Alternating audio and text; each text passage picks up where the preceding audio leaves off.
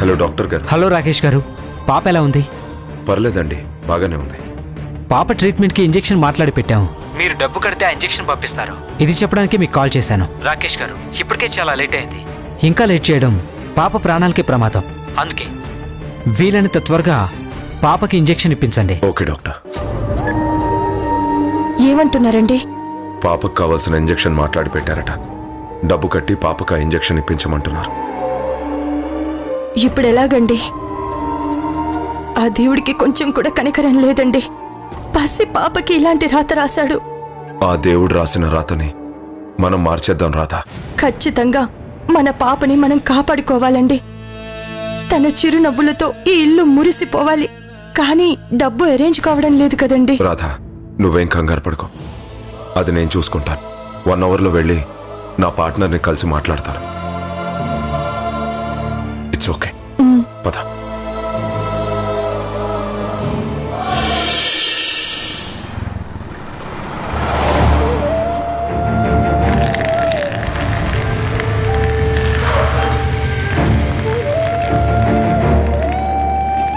ఏంట్రా ఇక్కడ ఆపావు? టిఫిన్ చేస్తావా? లేదురా, ఒక్కసారి ఆ అమ్మాయిని చూడు.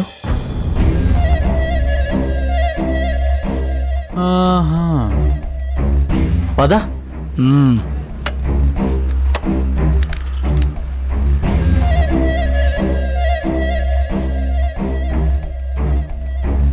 ఏంటి సార్, ఏం కావాలి?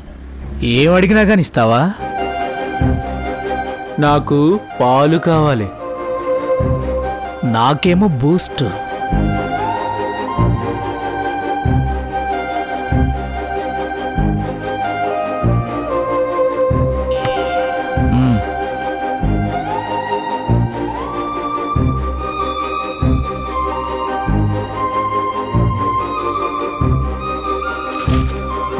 Paper, news paper.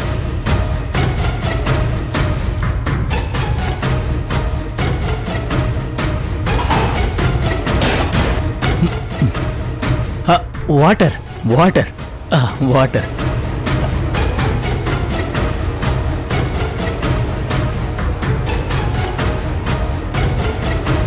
ఇంతకీ ఏమేమి ఉన్నాయేంటి మన కొట్లో? సార్, మీరు ముందు వెళ్ళి అక్కడ కూర్చోండి. మీరు ఆర్డర్ చేసినవి నేనే తీసుకొచ్చిస్తాను. వెళ్ళండి సార్, ప్లీజ్.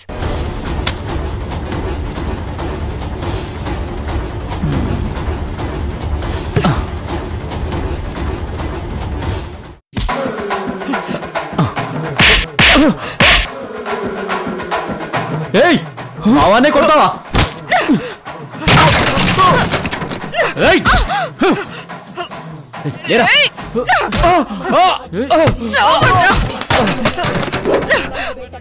ఆడపిల్లని ఆడపిల్లని అనుకున్నారు కదా, చావండి, చావండ్రా.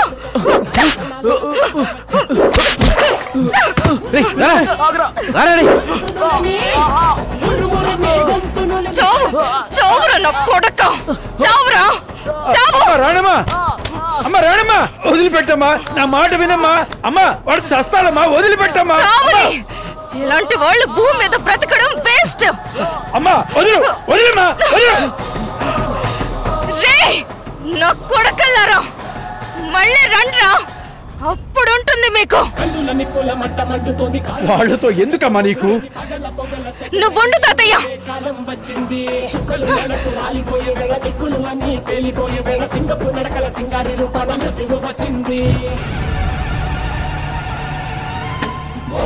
ఇలాంటి వెధవలకి ఇలాగే బుద్ధి చెప్పాలి తాతయ్య.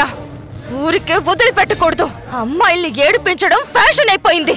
నాలాగే నలుగురు తిరగబడితే నా కొడుకులు దారికొస్తారు.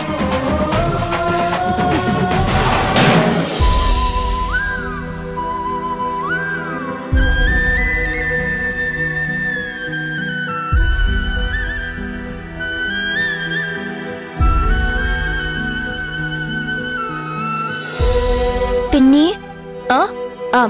ఏంటమ్మా, ఏమైనా కావాలా? మరింకేంటి? పిన్ని, నిన్నొకటి అడుగుతాను, చెప్తావా? చెప్తాను. నాకేమైంది పిన్ని? ఏమైందమ్మా? ఏం కాలేదు. మరెందుకు పిన్ని నన్ను సరిగ్గా ఆడుకోనివ్వట్లేదు? తమ్ముడితో ఆడుకుంటున్నావు కదా. ఎక్కడా?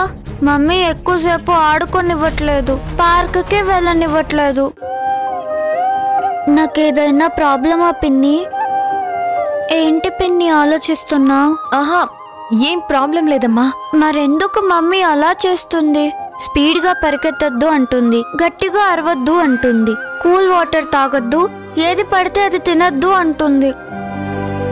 మమ్మీ వద్దంటేనే అమ్మా. నీకేది కావాలంటే అది నేను తినిపిస్తాను కదరా. మొన్నేమో మా ఫ్రెండ్ లిల్లీ బర్త్డేకి పంపించలేదు. ఈ రోజు మా ఫ్రెండ్స్ అంతా ఎక్స్కర్షన్ కి పేరిచ్చారు, కానీ నా పేరు ఇవ్వద్దు అని చెప్పింది. నాకు ఏడుపు వస్తుంది పిన్ని. నా బంగారు తల్లివి కదా, ఏడవకు. నువ్విప్పుడు వెళ్ళకపోతే మన ఫ్యామిలీ అంతా కలిసి తర్వాత వెళ్దాం. నిజమా? నిజం రా. ఎక్స్కర్షన్ కి ఊటీకి వెళ్దామా, కొడైకెనాల్కి వెళ్దామా చెప్పు. ఊటీ వెళ్దాం. అయితే ఖచ్చితంగా తీసుకెళ్తాను. థ్యాంక్స్ పిన్ని.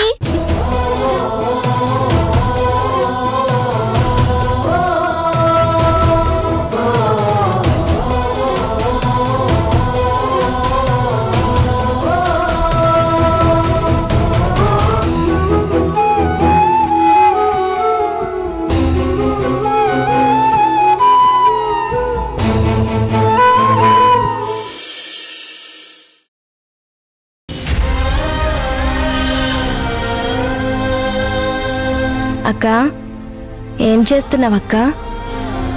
కేసుకి సంబంధించిన లూప్ హోల్స్ వెతుకుతున్నాను. సరే, ఇంతకీ నన్నెందుకు రమ్మన్నావక్క? బండి దగ్గర జరిగిన విషయం తెలిసింది, అది అడుగుదామని పిలిచాను రాణి. రాణి, ఎందుకు అంతలా ఎమోషనల్ అయ్యావు? వాళ్ళ మీద ఎందుకు అంతగా విరుచుకుపడ్డావు? మరి ఏం చేయమంటావక్క? ఈరోజు ఆ యతవలు చేసిన పనికి వాళ్లల్లో నాకు ఆ టామ్ గడే కనిపించాడక్క. అందుకే అలా చేశాను. తప్పు లేదు రాణి. కుక్క కాటుకి చెప్పు దెబ్బ అన్నట్టు అమ్మాయిల్ని వెకిలి చూపులు చూసి వికృతి చేష్టలు చేసే ప్రతి వాడికి అలా జరగాల్సిందే. అవును, ఈరోజు ఇంత చేసిందానివి, మరప్పుడు టామ్ నిన్ను తీసుకువెళ్తున్నప్పుడు అదే చేసుండొచ్చు కదా. ఎందుకు ఇంత ధైర్యంగా వాడితో పోరాడలేకపోయావు?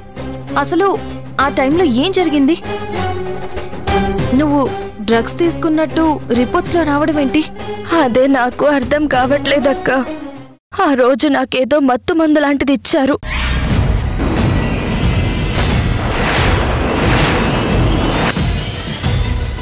బాడీలో స్ట్రెంగ్తే లేకపోయింది.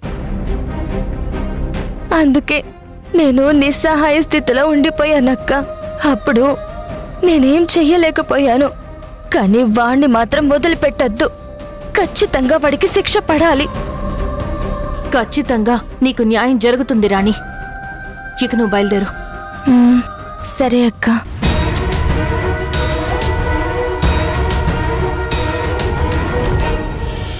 వినోద్, పాప హెల్త్ కండిషన్ చాలా సీరియస్గా ఉంది. పాపకు వెంటనే ఇంజెక్షన్ చేయించాలి. ఆ చెక్ ఏదో త్వరగా ఇప్పించరా. నీ సిచ్యువేషన్ నాకు అర్థమైంది రాకేష్, కానీ ఇంత సడన్ గా అంటే? ఆల్రెడీ మనం ప్రాజెక్ట్ ఫినిష్ చేశాం కదా, ఇంకేంటి ప్రాబ్లం? అగ్రిమెంట్ కూడా చేసుకున్నాం కదా, ప్రాజెక్ట్ ఫినిష్ అయిన వెంటనే టోటల్ అమౌంట్ ఇవ్వాలని. ఎస్ రాకేష్, అగ్రిమెంట్ ప్రాజెక్ట్ అంతా ఓకే, బట్ ఫైనల్ సిగ్నేచర్ దగ్గర ఆగిపోయింది. ఆ సిగ్నేచర్ చేయాల్సిన చైర్మన్ ఫారెన్ వెళ్ళారు ప్రాజెక్ట్ పని మీద. అతను తిరిగి రాగానే డబ్బు వస్తుంది. అతను ఎప్పుడొస్తాడో ఏమో. వినోద్, నువ్వు నాకు సాయం చేస్తావరా? ఏంట్రా? నువ్వు నాకు ఒక 10 లక్షల అమౌంట్ అరేంజ్ చేస్తావరా? చైర్మన్ డబ్బులు ఇచ్చాక నీ డబ్బులు నువ్వు తీసుకొని మిగతా అమౌంట్ నాకు ఇద్దు గాని ప్లీజ్ రా. సారీరా, నా దగ్గర ఇప్పుడు అంత అమౌంట్ లేదు. నువ్వేం టెన్షన్ పడకు. చైర్మన్ ఈరోజు అక్కడ ఫ్లైట్ ఎక్కుతారు, రేపు నైట్ కల్లా వస్తారు. ఇంకొక 24 అవర్స్ టైం పడుతుంది. అప్పుడు ఖచ్చితంగా మన చేతికి డబ్బు అందుతుంది. సరేరా.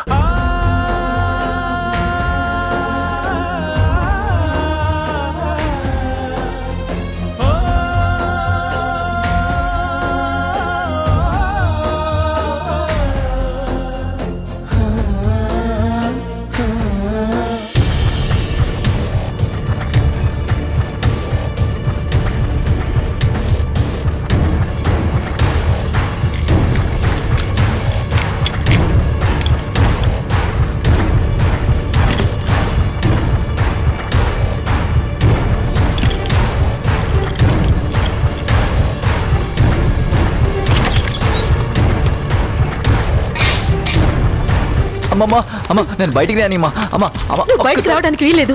లోపలే ఉండు. వెళ్ళు. అమ్మా అమ్మ నువ్వు బయటికి రావద్దు. డోర్ తీ అమ్మా అమ్మా నన్ను ఇలా వదిలేయకమ్మా అమ్మా అమ్మా అమ్మా ప్లీజ్ అమ్మా డోర్ తీ అమ్మా ప్లీజ్ అమ్మా అమ్మా అమ్మా ప్లీజ్ అమ్మా నా మాట వినమ్మా అమ్మా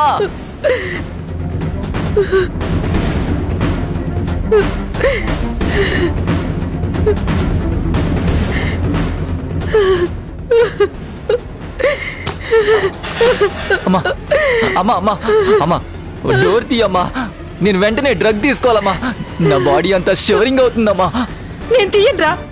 అవి తీసుకోవడం వల్లే నువ్వు ఇలా తయారయ్యావు.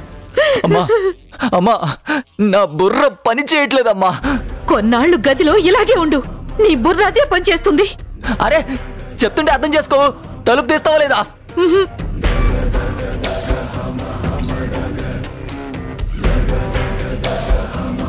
అయితే నేను ఈ చాకుతో కట్ చేసుకుని చచ్చిపోతాను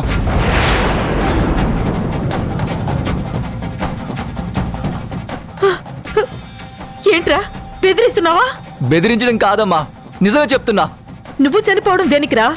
నిన్ను కన్నందుకు నీకన్నా ముందు నేనే ఊరేసుకుని చచ్చిపోతాను.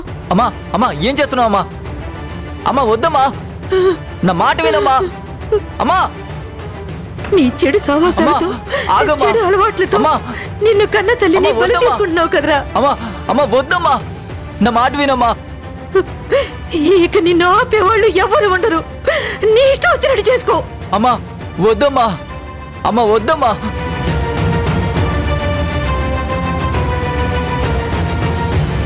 నివాస్ నివాస్ అమ్మా వద్దమ్మా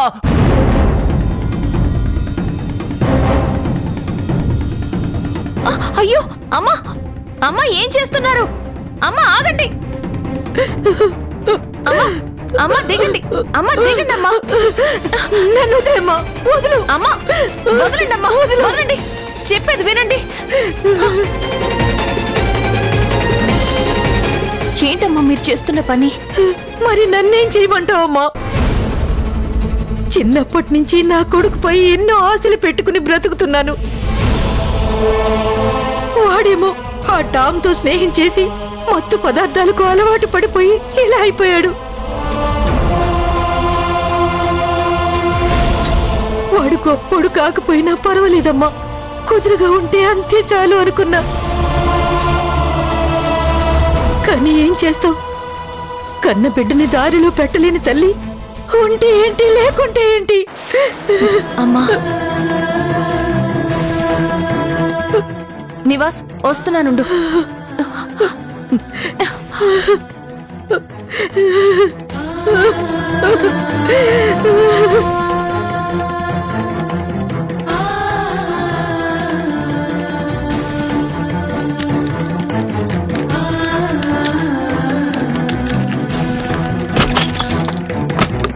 అమ్మా అమ్మా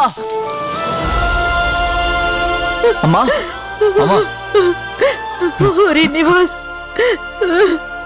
ఏంటమ్మా ఎంత పని చేసావు? ఇంకోసారి ఇలా చేయకమ్మా. ఐఎమ్ సారీ అమ్మా. ఐఎమ్ సారీ అమ్మా.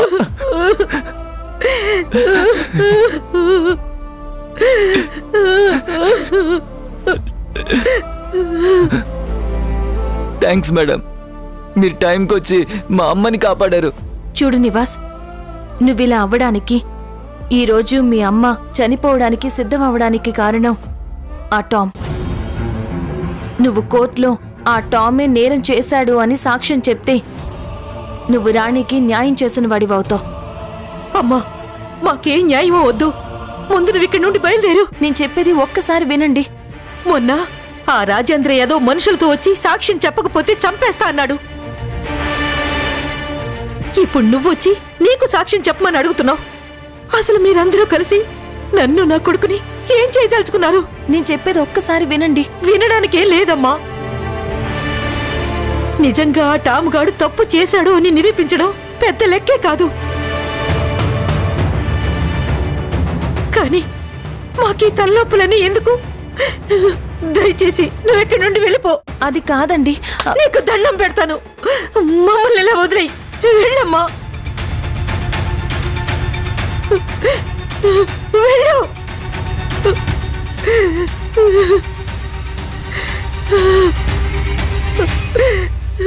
అమ్మా అమ్మా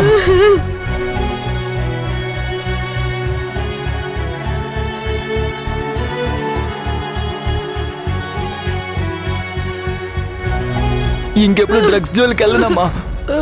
నీ మీద ఒట్టమ్మా. ఐమ్ సారీ అమ్మా.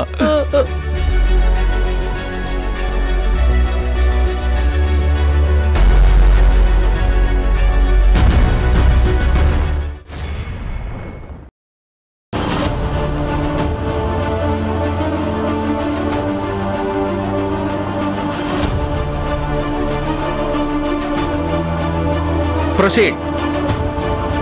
యువర్ ఆనర్, ఈ కేసు ఇప్పటికే ఎన్నో సెషన్స్ దాటుకుంటూ ముందుకొచ్చింది. కానీ కొంచెం కూడా ప్రోగ్రెస్ లేకపోవడం చాలా బాధాకరం. గత సెషన్స్ లో జరిగిన విచారణని బట్టి సతీష్ రాణిని రేప్ చెయ్యలేదు అని తేలింది. కానీ టామ్ ఈ నేరం చేశాడు అని ఎక్కడా ప్రూవ్ కాలేదు. లేదు సార్, టామే చేశాడు. వాడే అసలైన దోషి, వాడే అసలైన నిందితుడు. ఎందుకు రాణి అంతలా బాధపడుతున్నావు? మీరనుకున్న ప్లాన్ వర్కౌట్ అవ్వలేదని ఫీల్ అవుతున్నావా? మీరు అసలు మనుషులేనా? రాణి, మైండ్ యువర్ లాంగ్వేజ్. టామ్ నిన్ను రేప్ చేశాడు అని ఇంత బలంగా చెప్తున్నావు. అసలు రేప్ అంటే ఏంటి? యువర్ ఆనర్, విక్టిమ్ ని అసభ్యకరమైన ప్రశ్నలతో హెరాస్ చేస్తున్నారు. మృణాలిని గారు, రిలవెంట్ క్వశ్చన్స్ మాత్రమే అడగండి. Yes your honour.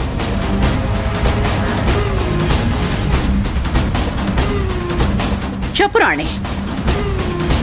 RAPE అంటే ఏంటో తెలియకుండానే రేపు జరిగింది అని కేసు పెట్టావా? తను నా మీద పడ్డాడు. 140 కోట్ల జనాభా ఉన్న దేశం మనది. ఎక్కడ చూసినా గుంపులు గుంపులుగా జనం షాపింగ్ మాల్స్ లో, సినిమా హాల్స్ లో మీద పడుతుంటారు, నెట్టుకుంటుంటారు, తొక్కుకుంటూ వెళుతూ ఉంటారు. అవన్నీ రేపు కిందికి రావు కదా రాణి.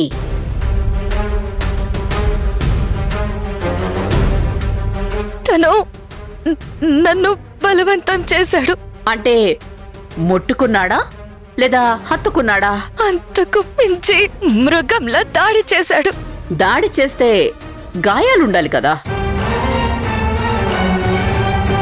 అట్లీస్ట్ రక్కినట్టుగా గీతలైనా ఉండాలి కదా.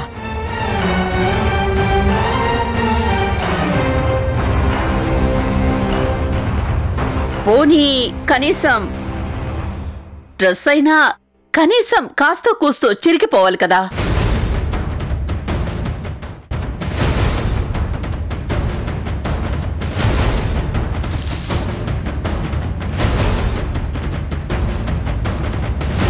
ఇదే కదా ఆ రోజు నువ్వు వేసుకున్న డ్రెస్.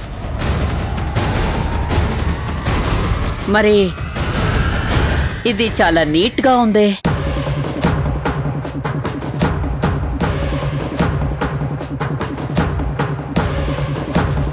చెప్పు రాణి, నిజంగా తను నీ మీద అంతలా దాడి చేస్తుంటే నువ్వు ఎందుకు సైలెంట్గా ఉన్నావు? ఎందుకు కోఆపరేట్ చేశావు?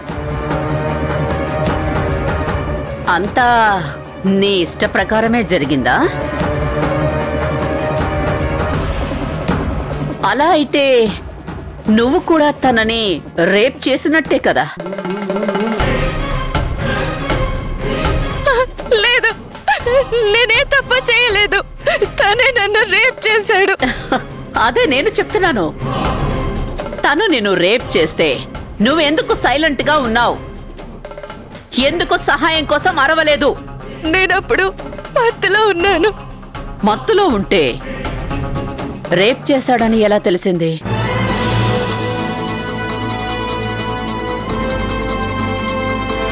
అది కూడా డబ్బున్న టామే చేశాడని ఎలా తెలిసింది? మత్తులో అంటే కొంచెం స్పృహలోనే ఉన్నాను. అరేరే, కాసేపు మత్తులో అంటావు, కాసేపు స్పృహలో అంటావు. అబద్ధం ఎలా చెప్పాలో మీ లాయర్ గారు ప్రాక్టీస్ చేయించలేదా?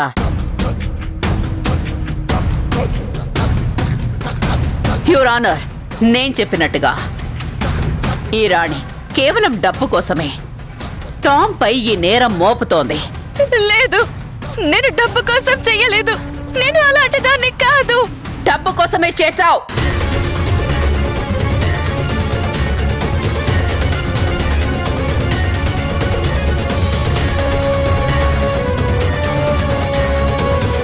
పూర్వాపరాలు పరిశీలించిన పిమ్మట రాణి కేసులో టామ్ కి సంబంధం ఉందని ఎక్కడా కూడా ఆధారాలు లేనందున టామ్ నిర్దోషని కోర్టు తేల్చడం జరిగింది.